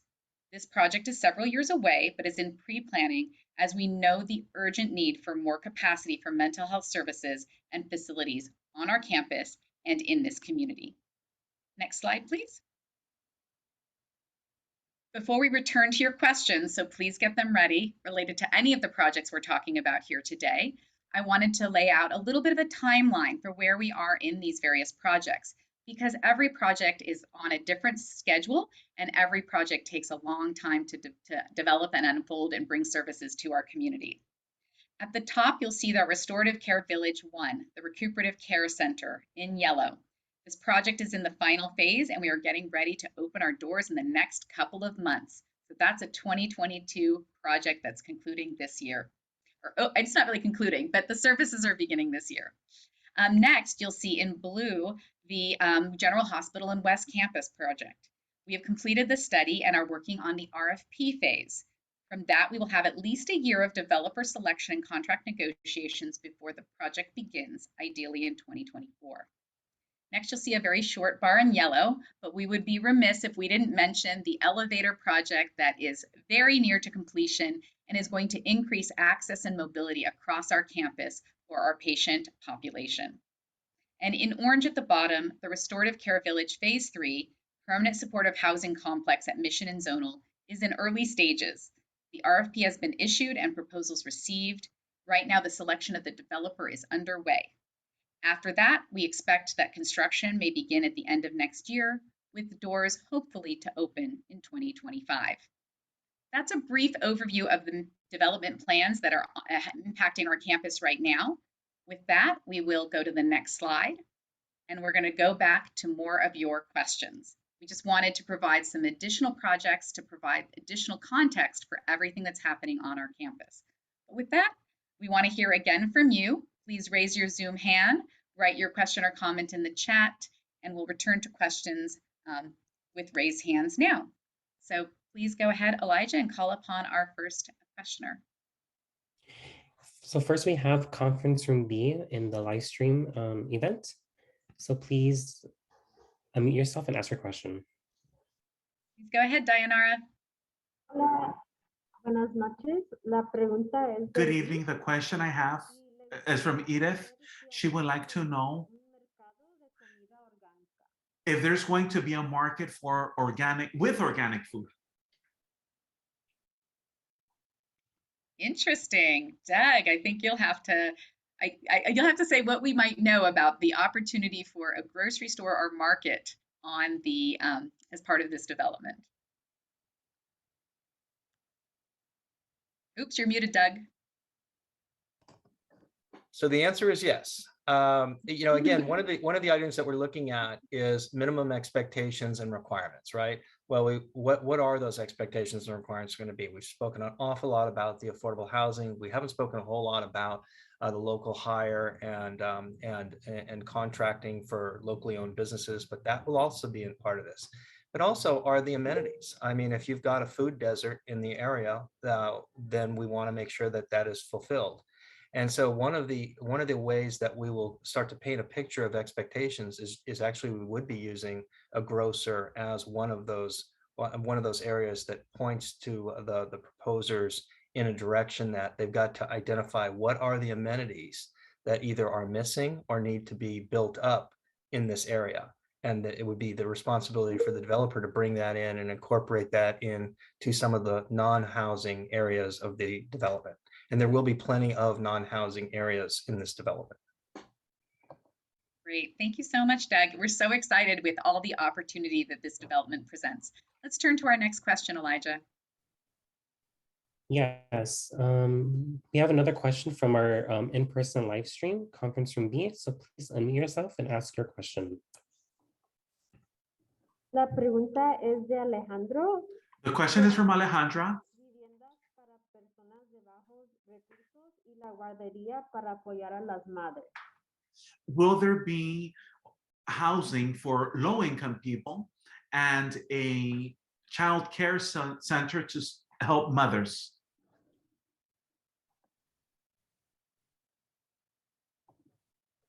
So Doug, I guess that's you again. What are we thinking in terms of the affordable housing proposal and then services such as a child care center? Well, so again, that's a two-part question. So with respect to the affordable housing, there's a Surplus Land Act component to this, and that's a regulatory element, but it does set certain minimums. And we could have minimums in the 15 to 40% range as far as affordability. But remember, affordability is also, there's a second side to that coin, What are the number of units at that affordable rate? So it's how we can set the minimums in terms of requirements, but then we want to set the expectation that we want the proposers to come in and truly compete with if it's 15 to 40%, how much can you come, how aggressive can you come in at the 15%? How many units can you provide at the 15%? Are these family-sized units? Are they just going to be suites and flats? So these are the type of things. That's a very good question.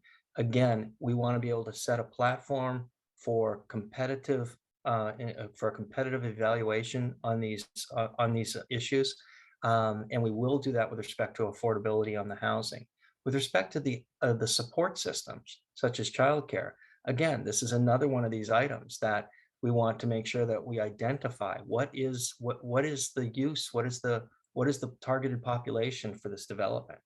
And within that targeted population, that we're allowing the developers to see what the community engagement is pointing them in the direction to focus on. They're going to see what the support systems are. One of those areas of support system, like we referred to, for instance, as a grocer, the other area would be certainly family support systems. Thank you so much, Doug. And then let's move on. Let's continue on with some of our questions. I thank you for that question, Alejandro. Elijah, let's move ahead with our next question, please. Next, we have Beatriz. Please unmute yourself and ask your question. Muchas gracias. Yo he visto. Thank you very much. I've seen that it's a lot of work, and it's very important, and it's very good. And this work of talking to the community, and it's been a long process. And you need that time and energy to be able to absorb the best of our community and know its priorities. But my question that worries me, we're going to have elections next week on Tuesday, and probably elections in November.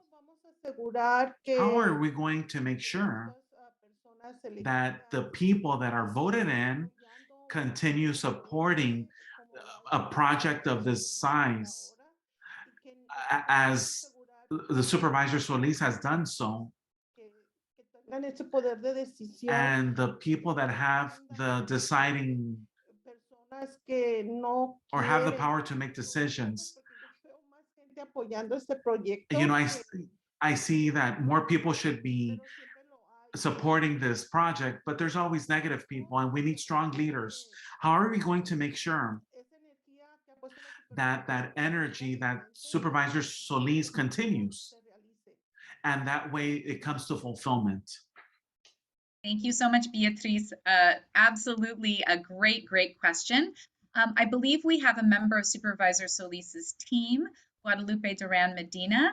I wonder if you might be the appropriate person to respond to Beatriz's question. Well, I think more than anything, the supervisor has had at the center, you know, the community, right? The voice of the community. And I foresee the community being the entity that will keep, you know, whoever's in that position accountable, like you have to this point, right? And supervisor, I mean, you're preaching to the choir, because Supervisor Solis has been it has been critical for her to have this robust engagement process as we're looking at reimagining the campus. And so, you know, with her in the position, obviously we will continue to work with you alongside, actively engaged, as you have seen so far. And so, you know, that I commit, you know, supervisor has not, you know, let that piece go. It's very critical for her. And as she continues, she will continue to work with everyone. And I know that there were several questions that were raised. Apologies, there was some technical difficulties earlier, but, you know, issues of affordability, right? As Doug mentioned, we're putting in place a platform where there's going to be a competitive nature to ensure that we have maximum affordable housing, whoever is the selected entity, right? We want to make sure that they strive for the maximum. In regards to inclusivity, there was mention of other ethnic groups, right, that need to be folded into the discussion, and that as well.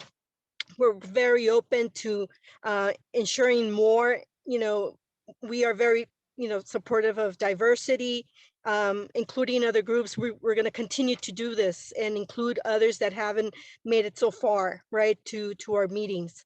We will work on that. In regards to, the issue of union jobs, supervisors very supportive of unions, and there's a lot of them that have supported her as well all through her journey. And we look forward to the jobs that will be produced, both in construction and in the permanent sense as well, to have a local hiring effort with those opportunities that will develop. So those are some of the issues of the idea of a grocery store and a childcare. Again, those are things that we will be happy to, we have already mentioned the grocery store in many places, that it has been an item of desire from the community. So I foresee that being part of, the discussion and what's folded into the RFP. But again, we're going to have a whole other process through the Health Innovation Community Partnership, a subcommittee that will be dedicated to working alongside with us, with Doug and all of us here, to further detail that language, right, that is embodying the wants of the community. So I just leave you with those thoughts. Thank you so much, Guadalupe. We're so grateful for your presence here today and the support that Supervisor Solis, the leadership, vision, and support Supervisor Solis and her entire team has given to this project. And I think it's really set us on the ground. Doug said it before that he's never seen a community engagement process like this before. And I think that is entirely due to how this project was kicked off and the visioning of Supervisor Solis, the leadership of the members of our Community Engagement Steering Committee, two of whom you heard from tonight, Yolanda Duarte and Ari Gutierrez Arambula. And then, of course, the community participation, our community members who've come out in force to be heard, to learn more, and to share thoughts, ideas, and perspectives. Okay, with that, we do have a few more questions. I would like to ask us to advance to the next slide so I can just highlight to everyone the panelists that have joined us here today. But with that, Elijah, can we move on to our next question, please? Yes, we have a question from the chat. How do we ensure that vendors come from our community and are not foreigners to our community? Okay, yes, we definitely have had a lot of interest in local business and making sure that local business and local vendors have business opportunity through these incredible new projects coming to our campus. And I think there's also the initiative around local and targeted hire that speaks to that same desire to make sure that the economic opportunities driven by this campus and the investments made here really do benefit local community. So Doug, you have your hand raised. Would you care to chime in on that? There's actually there's two parts to that question. One I think is an expected answer. The other is one that I think we're going to be real proud of to see unfold. So first of all, I work for Department of Economic Opportunity. We're a department within workforce development and aging. And so the workforce development is a county department. And so with respect to workforce development, local hire elements, these are all going to be maximized within the RFP process. They are going to be there. In addition to that, though, one of the things that we're looking at is the feasibility study, for instance, gave us a tremendous body of work to identify what can be built and when we could expect it to be built. It focuses on what can be built and when we can expect it to be built. There's another component, and that's once you have the development built, it stabilizes, you have operations, you have maintenance. And one of the areas that we look for contracting specifically with, we have an opportunity, I think a real significant opportunity to contract with local small business owned companies, is that area of operations and maintenance. This is where you have a 25.5 acre utility footprint, things like this, things of these nature. So you're going to have ongoing services that are part of this massive community asset. And it would be fantastic to have a carve out in our contracting for that O&M side to really legitimately look at delivering local businesses, the contracts to local businesses. When you think of it in that way, it also acts as a barrier for gentrification, because these are living wage jobs. And you also have a low barrier to entry for business creation and retention. So there's a host of good things that we're talking about here. But yes, workforce development is certainly part of what we would consider the local hire. And there's a lot of things that we can do to have an aggressive local hire component too, by the way. But in addition to that, we're looking at a carve out for the contracting for the operations and maintenance for locally owned small businesses.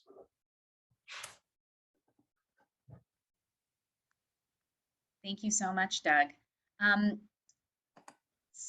Next question, please.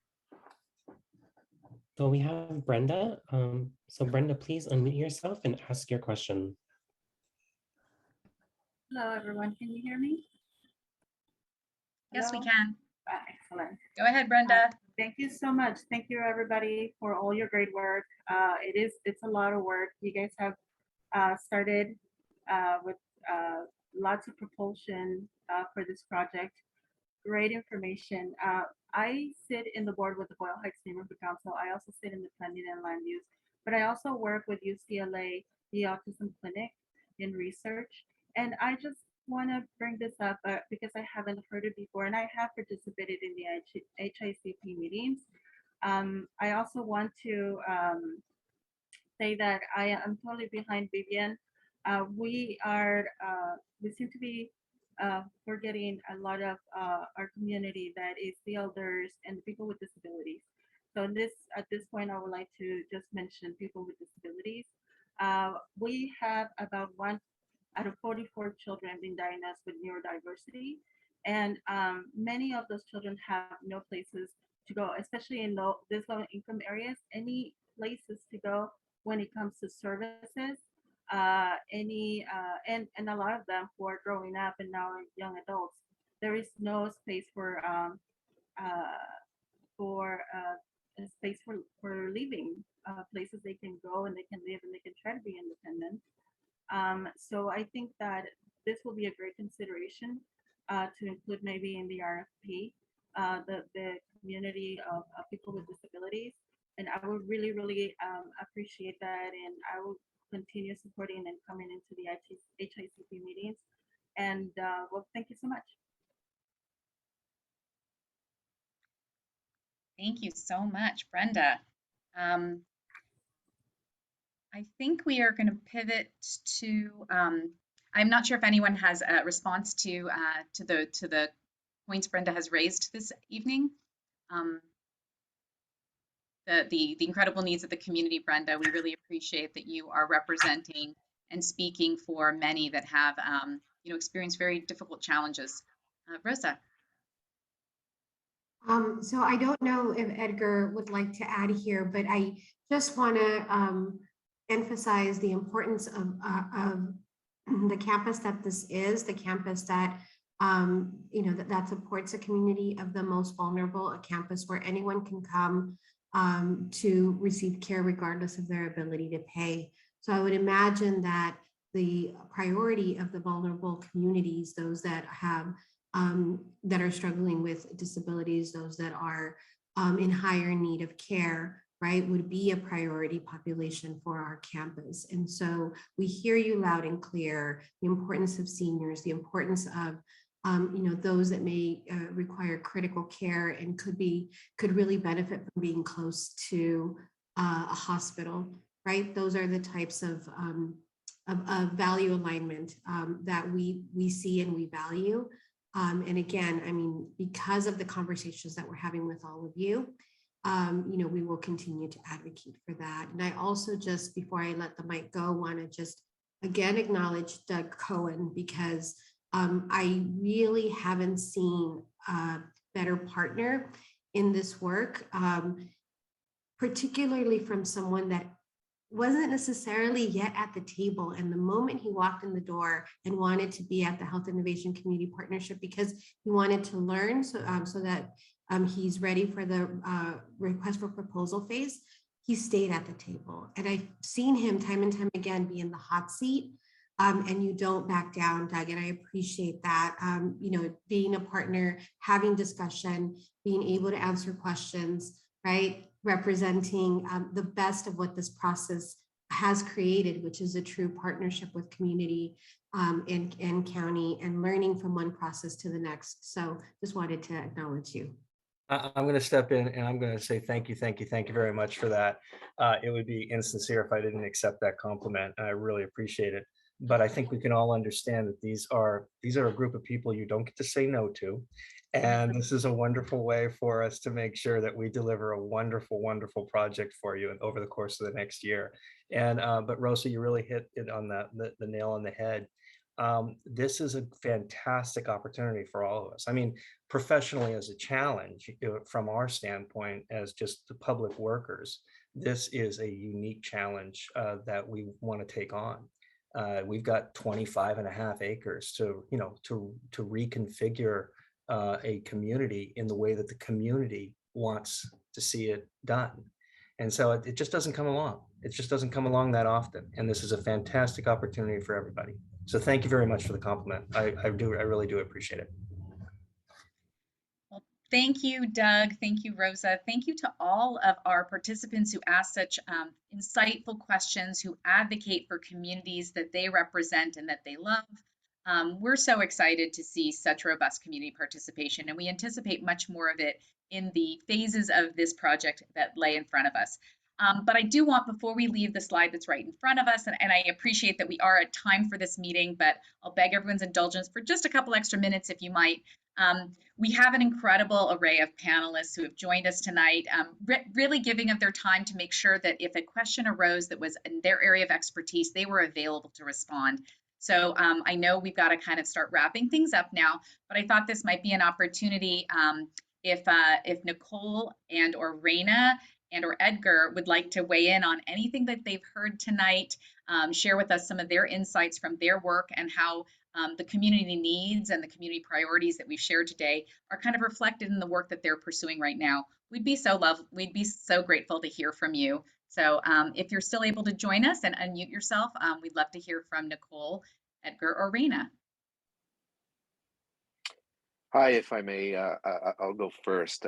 Thanks, Heather, and thanks to the community that is attending this meeting and all the panelists. And I represent LAC-USC Medical Center, and on behalf of the Medical Center, it's been a long-standing mission and the guiding principle of serving the most vulnerable communities and the most vulnerable people, not only but their physical health, but also their holistic. It's a holistic approach now. And with the supervisor's vision, Supervisor Solis's vision of wraparound services, not only from the physical, but also holistic, spiritually, psychologically, that they're able to get that care in one area is very, it's an exciting moment for me to be associated with the Medical Center. And I want to thank everyone for providing their input and also invite them to those HICP meetings. Because it's very valuable and we do hear you. We want to get your feedback on how we can improve. We want to make sure that your concerns, your questions, and your recommendations are being addressed and taken into consideration. So, on behalf of LAC-USC Medical Center, we want to thank you for your participation. Thank you, Edgar. And Raina, I think I saw your hand go up. Raina is a colleague of joining us from the Department of Mental Health. Good evening. I just want to say it was a privilege to be part of this conversation today, and to just know that the Department of Mental Health is very proud to be to contribute to the development of new permanent supportive housing across the county. And especially we're excited to be part of this project of the restorative care village, and by providing No Place Like Home funding in partnership with LACDA to provide permanent housing on the campus and to be part of this great venture. Thank you so much, Raina. It is really wonderful to see all of our county agencies coming together and working so closely in tandem to realize this vision of the healthy village that Supervisor Solis has put forth for us. Nicole, do you have Nicole Smith from the LA County Department of Authority? Do you want to share a word or two? Hi, Heather. Thank you so much for including me. I too echo what my colleagues have said. Just happy to be a part of it. I am a part of our finance and development unit at the Los Angeles County Development Authority, and some of the sources of funding for hopefully the housing portion of the project will come from us. So just here and enjoyed the conversation, and really excited to see how many community members are involved. So kudos to all of you for this lengthy and beautiful process. Thank you so much. Thank you, Nicole. Again, thank you for joining us. Thank you for your partnership. And thank you for also recognizing the wonderful leadership and commitment from our community. We're so excited. Next slide, please. So we are now concluding our panel conversation, and we're going to move on to our next steps. And I'll invite Guadalupe. We're closing out our meeting here, which is also essentially closing out our feasibility study portion of this process. We know that there are many steps in the process left to come. But Guadalupe, would you like to say some final words for us? Just we really want to thank from our bottom of our heart for all the engagement, for all of you joining us here tonight, and all our partners, including our county partners and our consultants that have joined us on this journey. We are looking forward to the next step, the next phase, working again alongside the community. And again, thank you so much for all the issues that you continue to uplift for us to consider. It's so important. We love it. Thank you. Thank you, Guadalupe. Okay, Alex, the final word is yours. Take us to the finish line, please. Oh, man, my eyes are getting all watery. Thank you all so much for joining us this evening, especially all of those of you who've continued, of you from the community who have been with us participating throughout this long and thorough process. The community's continued participation has been vital to the success of this study and studies and projects much like it. We're all very grateful that you've stayed with us throughout. As I'm sure you could tell, there have been so many resources utilized throughout this process for our communities. I would like to say it's been a privilege to present to you this evening and to have been entrusted to play a role in this amazing team in communicating with my community. So I hope you've enjoyed our presentation and hope you will stay engaged with us moving into our next steps.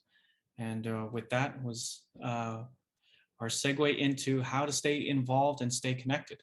So you could please, if you would please join our mailing list to receive reminders and updates via email.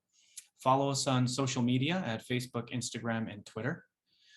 Visit our website at hicpla.org. These pages include the various projects going on at the LAC USC Medical Center campus, as well as soon to be updated events and projects. And please, we all encourage you to attend the Health Innovation Community Partnership meetings held on the first Fridays of each month at 8:45 a.m. via Zoom for now, as our next meeting will be tomorrow. So again, thank you all for joining us. And with that, I believe we're ready to conclude. So thank you all for your time. Have a great evening.